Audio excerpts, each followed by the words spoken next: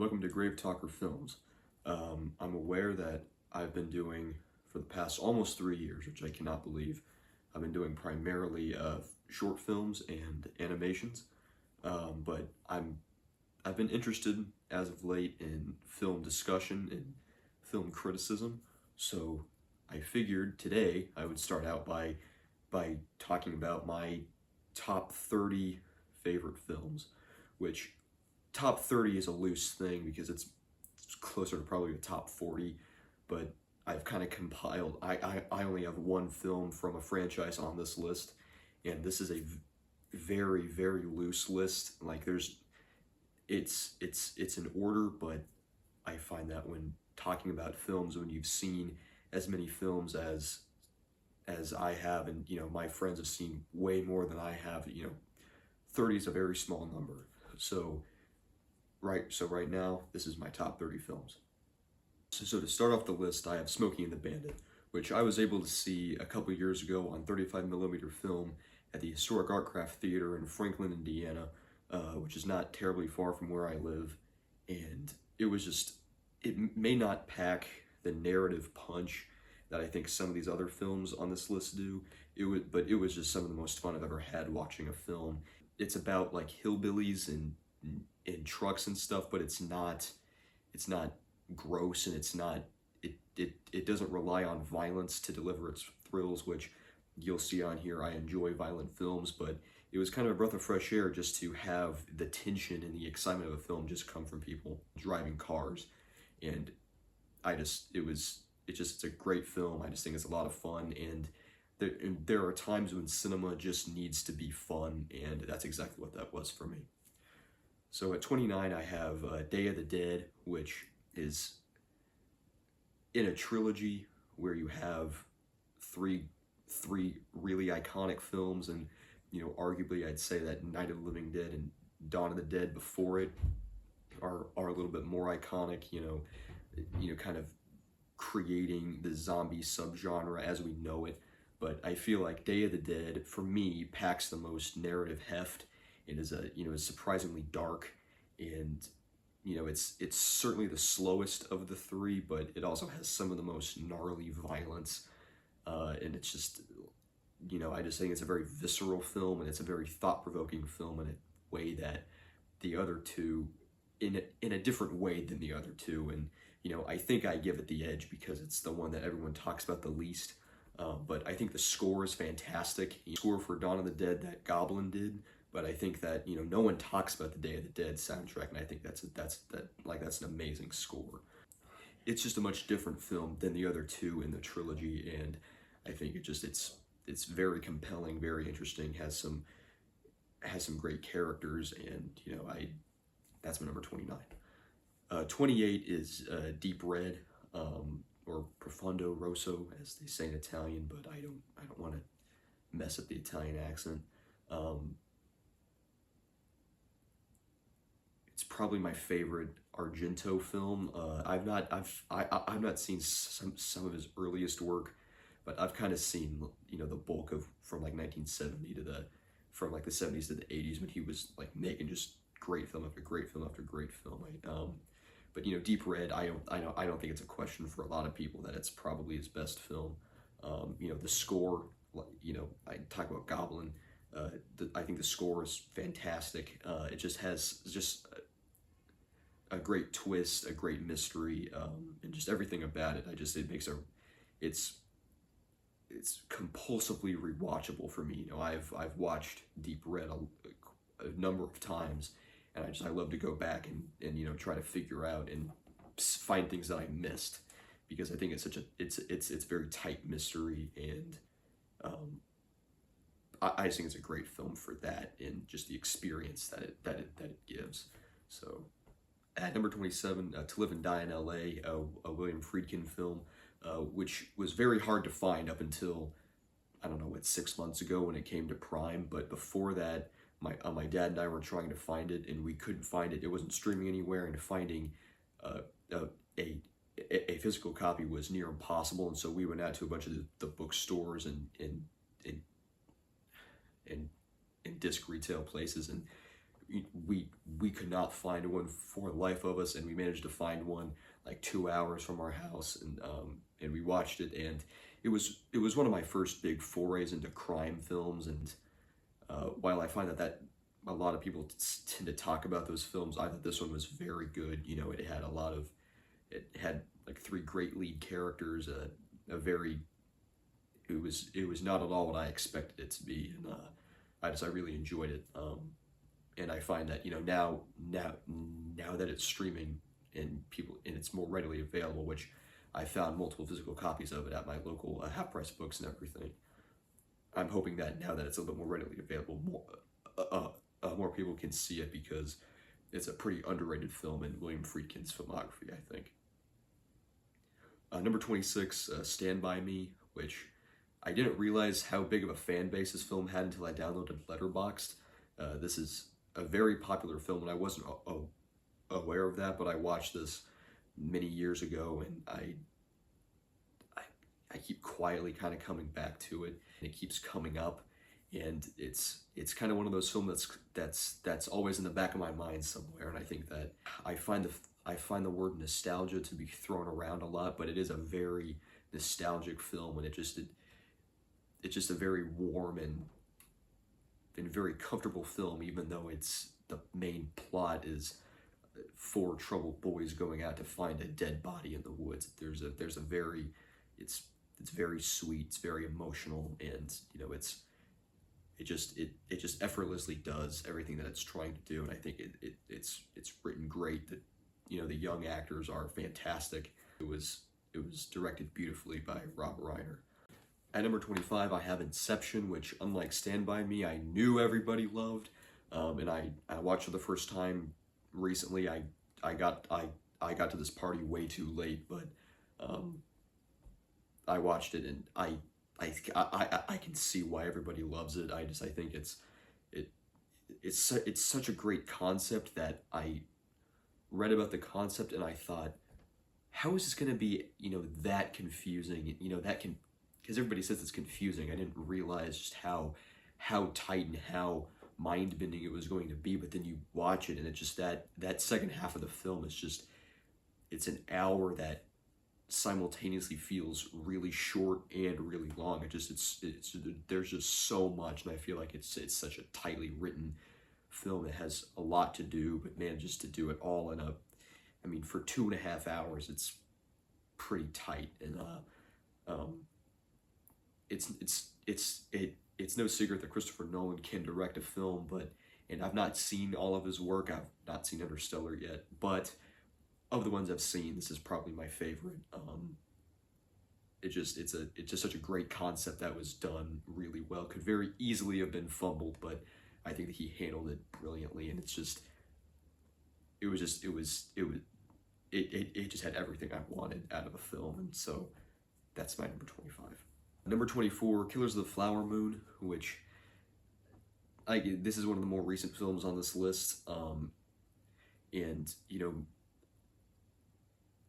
it's a bit tangential, but it was one of the first Scorsese's that I ever saw, and I saw it in a theater, and I wrote about it for my school paper, and I have it on here because I've not seen, you know, the bulk of Scorsese's better work from what I know, but you know, I've seen it twice, and you know, the two times I've watched it, I don't understand the criticisms that people hail at it. I think that it's such an immersive film. It has great performances. I think it's written really well. It looks amazing. The production design is immaculate. And you know, and especially after reading the book, I read the book in about a week, and I don't want to say it's one of my favorite stories because it's an absolutely horrifying story, but it is a very fascinating story to me. And you know, the fact that I could talk for a long time about Killers of the Flower Moon, and I think that it's, you know, if that's not, if to big Scorsese fans that's not a great film, then I'm really excited to see, you know, a lot of his other films, because I thought that was absolutely fantastic. Next up is The Godfather Part 2, and I'd probably put the first one on here as well. I think after watching them pretty much back to back, I think I like Part 2 a little bit more. I think that I related a little bit more to there was the whole, I think of the two parts, this one hit me a little bit harder emotionally. The whole story of if if the if the first film was about fatherhood and about a father and son kind of taking each other's place, I think the second film is about brothers in a way, and having a twin brother that was a little bit more emotional for me watching it for the first time. But and I think that everything with Robert De Niro is fantastic. Like all the flashbacks, everyone loves these anyway, but I think that they're great and they were very interesting visually to look at, and I think that it's I understand why this is such an acclaimed film for over 50 years now. It's no secret to me anymore, and I think that it's a fantastic film. So number 22 is 2001: A Space Odyssey. It's 2001. What really more can I say? And while I can see it as a film that's more important, it needs to be studied more than enjoyed, I still enjoy it every time I watch it, and it's absolutely fantastic if you see it on a bigger screen. Um, what else can I say about that, really? Number 21 is Psycho, and kind of like 2001, it's just a very influential film. I love horror films, I love slashers, and Psycho is an example of a slasher film, kind of. I mean, you could argue it's a slasher film, and if you argue that it is, it's a great one, and no matter what genre it's in, I'm not here to say it's any specific genre, but whatever genre it is in, it's a perfect film, and I every time I watch it, I love it more, and it's just a fantastic experience, even 65 years later. So for 20, I have Police Story. It's an incredibly dynamic action film, and that's due to everything that Jackie Chan is capable of doing as an actor, and also as the director of the film as well. He creates such a ride of it's a perfect balance of slapstick humor and some genuinely dramatic emotional moments that I think some of his other films don't have, which isn't a bad thing, but I think that this one is just a perfect blending of genres and of emotions, and every time I watch it, I think it's just an incredible ride, and it's fantastic stunts. It has some really genuinely hilarious moments, and I this is definitely one I don't hear a lot of people talk about, so I had to have it on here because I, I really love this film. So these next 10 I don't think you can really put in any order. Next up is Evil Dead 1 and 2, with particular emphasis on Evil Dead 2. As an aspiring filmmaker, these two films are like the Bible to me. It's just I love stories of independent filmmakers who have come together and fought through horrid conditions to create something. And when it comes to horror films, there's just they're just incredibly top notch. The first one's more of a horror film than the second, but I think they're a great duology, and they're just fantastic films and fantastic independent films with emphasis on that. And I can watch them over and over again. They're infinitely rewatchable, and it never ceases to impress me what Sam Raimi and Bruce Campbell and everyone were able to do back then with a tiny budget and a small cast. It's just positively epic what they were able to do. And following in line with that, my next is Texas Chainsaw Massacre, the original from 1974. A lot of the same things from Evil Dead carry over to this. Texas Chainsaw came first, and it kind of has the distinction of being alongside Psycho as just one of the most influential horror films of all time, whereas Evil Dead 1 and 2 are often hailed as more comedic, and as dark comedies. Texas Chainsaw Massacre, Tobe Hooper has said it's a black comedy, but it's it's a very effective horror film. And you know, on upon rewatch, I was able to see the 50th anniversary re-release last year, and just even it just I was just sitting there and watching it, and I was more amazed by just the technical aspects of it. Is it's a beautiful film to look at, especially on 4K. I think that and my friend Ken and we both agree that the best way to watch it is when the film looks like it's been trampled on and driven over, and it's supposed to look terrible and ripped up. But when you can see everything with a lot of high definition, it's a beautiful looking film, and which isn't really something that I hear too often when it comes to Texas Chainsaw Massacre, because it's so gritty and dark and violent. But it's I every time I watch this, I find something else that I love about it, and something else that I'm just inspired by as a filmmaker. It's a very important film to me, and it's a very important film to a lot of horror fans, I think, and just to horror in general. I don't think that modern horror would be the same without it. Number 17, Ghostbusters, which is a film that I've seen probably 100 times. I saw it when I was quite young, and it scared the hell out of me back then. But now it's one of the best comedies ever made. And while I've enjoyed the newest Ghostbusters films to a degree,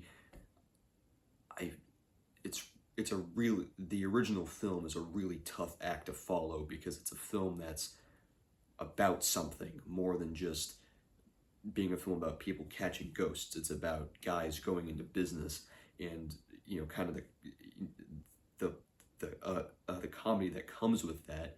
And I feel like it would be a pretty hilarious film if you even take out the ghost busting element. But the fact that it's a comedy with a little bit of horror and a little bit of sci-fi in there, it's such a perfect, hilarious experience that I have no problem rewatching. And I rewatched at least every other October, so I absolutely love it. It's perfection, and there's nothing really that comes close to it.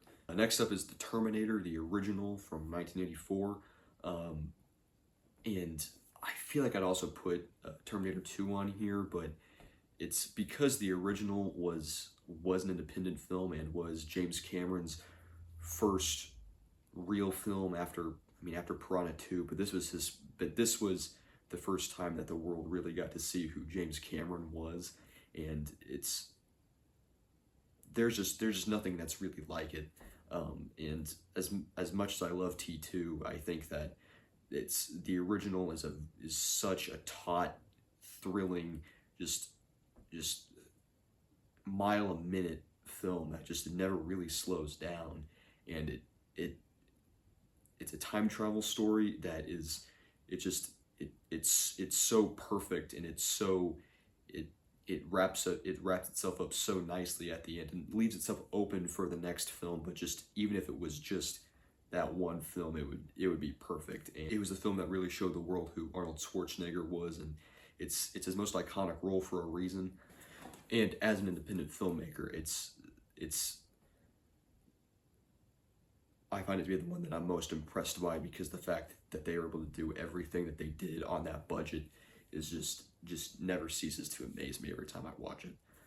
My number 15 is Mad Max Fury Road. It's a perfect action experience that also has a surprisingly emotional narrative and surprisingly deep characters, for the fact that it's primarily one long car chase. And it's a film that a lot of people have seen, and that I don't think I'm saying anything new when it comes to the Fury Road conversation. But the first time I saw it in IMAX, and I was just blown away by it.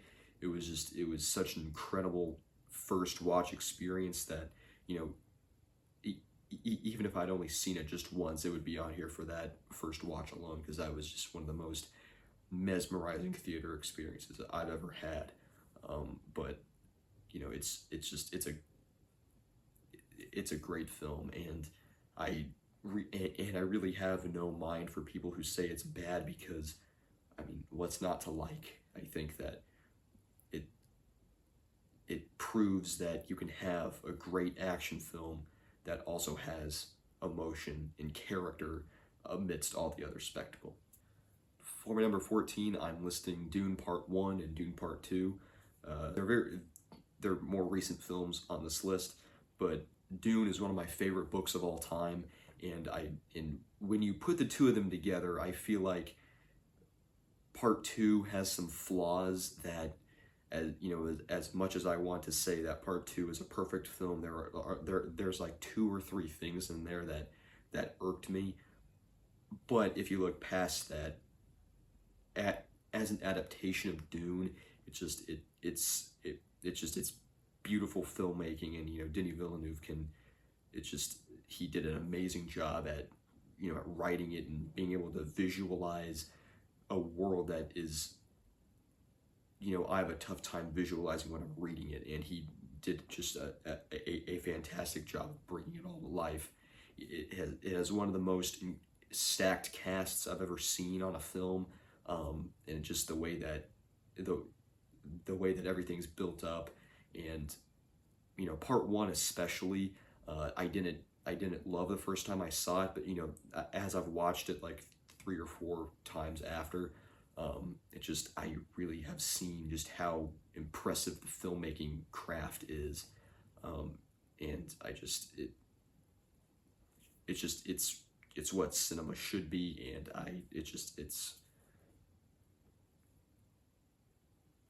I can't call it perfection, but it's number 14 on my top 30 films because it is so close, and its highs are so high, and the lows are not that low.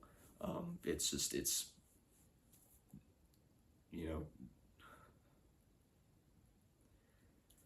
pure cinema in my opinion. Number 13, Alien. As a horror fan, it's another very important film. It's a film that has something to say, and again, Alien is such an iconic film that has so many fans and has so many essays written about it that I can't really add much to it here, but it's an incredible visual experience, and it's inspired so many other great science fiction films, and because Ridley Scott has a film on here that's much higher on this list, but seeing how that everything he did on Alien contributed to the making of, in my opinion, what's his masterpiece. It's such a great film. So yeah, that's my number 13. Number 12 is what I would probably consider to be the greatest comedy of all time. Comedy is not really my favorite genre. I've not seen that many comedies, but it's going to be hard to top Planes, Trains, and Automobiles. I've never seen a comedy film that manages to be so hilarious, but also has just such this emotional, heartfelt conclusion to it. It's just such a perfect ending, and it's a tonal shift that doesn't feel forced. It was the first film I ever wrote about for my school paper, and to close out the article, I said it's a comedy film that manages to be funny without ever being silly, and it's a yearly watch at my house. I have to watch this around Thanksgiving every year, and just when it comes to comedy, I'll have to really do a deep dive into comedy films to see if anything's going to top this. At number 11, I have another film that was just an amazing first watch that I saw at the IMAX at the Indiana State Museum for the 60 years of James Bond, a marathon that they did, and that's Casino Royale, the first of the Daniel Craig James Bond films. And last year I went through and I watched all the other Craig Bond films, and while I think Skyfall in particular is a very good film, Casino Royale is just one of the greatest action films that's ever been made. It's my favorite Bond film. Daniel Craig is my favorite Bond simply for his performance in this film. Um, it's such a different Bond film that is not is has that kind of 2000s feel of we're making everything a bit darker, a bit grittier, but I think it works, and it doesn't feel forced, and it doesn't feel needlessly mean-spirited or dark for no reason. I think it's a very mature direction that the character went in, and it's, in my opinion, the best version of that character that pays the right homages to Sean Connery and everyone in the Bonds that came before. Um, it's watching that for the first time in IMAX was just a fantastic experience. So my next two are my favorite Quentin Tarantino films, with Pulp Fiction and The Hateful Eight. Um, I don't think there's any. I don't feel like Pulp Fiction needs any introduction. It's just an astounding piece of cinema that is so important and had made such an impact on films in the mid 90s that just continues to be relevant today. It's just, I think in term it's one of the most important films that's ever been made. But the one that I tend to put just ahead of it is The Hateful Eight. It has a lot of the same things. My favorite moments from Pulp Fiction, when Butch and Marcellus like reconcile after killing Maynard and Zed, and kind of that whole element of two characters who have every reason to hate each other finally kind of banding together over a mutual understanding. I just find that to be an incredibly poignant and timely idea that's basically all Hateful Eight is. And that moment halfway through, or about a little over halfway through the film, when there's that moment about halfway through the film when Major Marquis gives Chris Mannix the gun, and the two of them who have every reason to hate each other, two men who fought on the opposite sides of the Civil War, and who under any other circumstances would kill each other right on the spot. They form an alliance, and Chris Mannix stops saying the N-word for the rest of the film, which is just such a great moment. It's one of my favorite cinematic moments that I've ever seen. And I feel like when it comes to today's racial politics and things, this is a film that has only become more relevant with time, and it's turning 10 this year. And I would say that despite every film that Tarantino has made, I would argue that these are his two greatest contributions to cinema in general. We are now in the top 8 of my list. My number 8 is my second favorite John Carpenter film, and that's Escape from New York. The reason why this is up here is because this is the first R-rated film I ever watched. And I was obsessed with it when I was in elementary school, but then kind of as I got more into horror films, I stopped watching this. But a few years ago, I came back to it, and this is becoming like something I have to watch every year. I think it's one of the best dystopian action films ever. It's on par with Mad Max 2 in my opinion, and I might even argue that it's better. Snake Plissken is one of the coolest characters in the genre, and it's just everything that is on display here is, maybe it's a little bit dated. Maybe I can see why people might say that, but for me, this is a film that I can watch on loop, and I want to watch on loop. Like I legitimately want to have this on loop, and the only reason why I don't is so that the next time I turn it on, it feels like I'm rediscovering a part of my childhood. And on the topic of childhood, my number seven is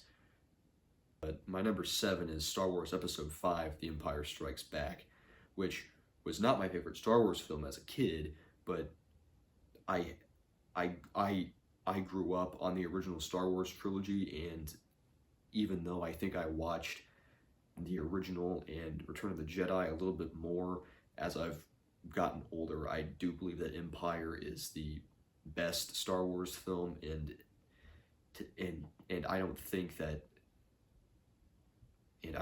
a lot of people would argue with me when it comes to that statement. I know my dad certainly won't. Um, but Star Wars in general has been very integral to my my love of cinema, and a lot of other people I know who are my age, they grew up watching cartoons and TV shows and things like that. But Star Wars is just such an important part of my life and has influenced a lot of how I've grown up and how I've been raised. And so this would not be a top anything list for me if Star Wars was not on here somewhere. And if I had to pick one, it'd be Empire, and that's where it's sitting at number seven. My number six is Raiders of the Lost Ark, which is another film that was very important to me growing up, that I watched on loop when I was 6 years old, and I continue to watch every year pretty much. Again, kind of like Star Wars, there's the character of Indiana Jones was a very important part of me growing up, and I feel like Temple of Doom was my favorite when I was a kid, but I was told that eventually Raiders would be my favorite, and upon rewatch, it is. It's one of the two greatest action films ever made. There's absolutely nothing wrong with it. It's the definition of a perfect film, and it was a film that was made to be rewatched over and over again, and that's what I've been doing for about 12 years now. So, and my number five is Die Hard, the greatest Christmas film of all time, the second greatest holiday film of all time, and alongside Raiders of the Lost Ark, the greatest action film ever made. It's just, I mean, what can I say? It's friggin' Die Hard. It's tightly written for a 2-hour film. It starts and it doesn't stop. Every set piece is grounded, and the character of John McClane never feels needlessly overpowered. It has rules, and it sticks by those rules, and it is just, when it comes to action cinema, it's just the pinnacle of that. And kind of like, there's a couple of films on this list that I have to watch every year, and this is one of them. It's Die Hard, so that's all I have to say. My number four is a trilogy of films, and that's the Lord of the Rings. It's probably based on my favorite book of all time, and it's probably my favorite trilogy of all time. And I usually say that the Two Towers is my favorite, even though, but it really depends on the day for me. But I'll say Two Towers because as a film, a lot of people I talk to, they either really like the rising action and the world building of Fellowship, or the climax and the conclusion and the really heavy emotional release of Return of the King. But to me, Two Towers is the best because while all of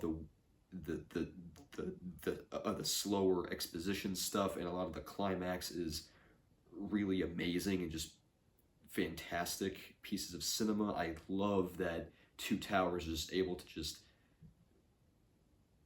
be full of character moments and pay off from the last film, and also still building to something.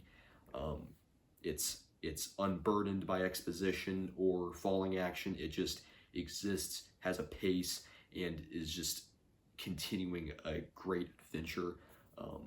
Is one of the best fight scenes ever with Helm's Deep, and I and the conclusion with Sam and Frodo in Osgiliath is just it rivals the end of Return of the King for me. So, but Lord of the Rings is a trilogy. It's perfect. It's cinematic gold. There's nothing I can really add to it, but it's fantastic, and all three of those will be sitting at my number 4. My top 3 is really tough. And right now, my number 3 is Blade Runner 2049. My favorite Villeneuve film, and I love Dune. I think that Dune as a duology and soon to be a trilogy, I think is a fantastic adaptation of a book that, rightfully so, is very hard to adapt. But Blade Runner 2049 is just one of the greatest films, period, in my opinion. It has everything that's the technical aspects of Dune. Of course, this came first, but on a technical level, it's immaculate. The cinematography is just some of the best that's ever been put to film. Roger Deakins is God in my eyes, and it's just every time I watch it, it's a long film, but it's just everything about it is just perfect. I don't think that there's anything wrong. I think that it's perfectly paced. Its mystery and its eventual reveals are incredibly satisfying. And the character of Officer K is just one of the most emotional and relatable characters that I've ever seen. The story of being someone who's aware that you're nobody, then clinging to the hope that you're actually somebody, thinking that you're somebody, and then ultimately finding out that you're really not. But the fact that even though he is aware that he's a nobody, he still decides to do the right thing and to reunite a father and a daughter and to prevent a war. It's just so emotional, and it's a perfect film, and I love it every time I watch it. I love it more. So it's just that's my number 3, and if that was tough, my top 2 might as well just be 1, and that's the original Blade Runner from 1982 and the original Halloween from 1978. To talk about Blade Runner, because we're on that, I watched it for the first time around when Dune was coming out, and I didn't really love it on the level that I do now, but kind of like a few other films on this list, it just keeps coming back to me, and I keep rewatching it. I saw it at the Artcraft Theater on 35mm film, and that was an incredible experience in the theater. And since then, I've been going through the other cuts of it, and it's so fascinating to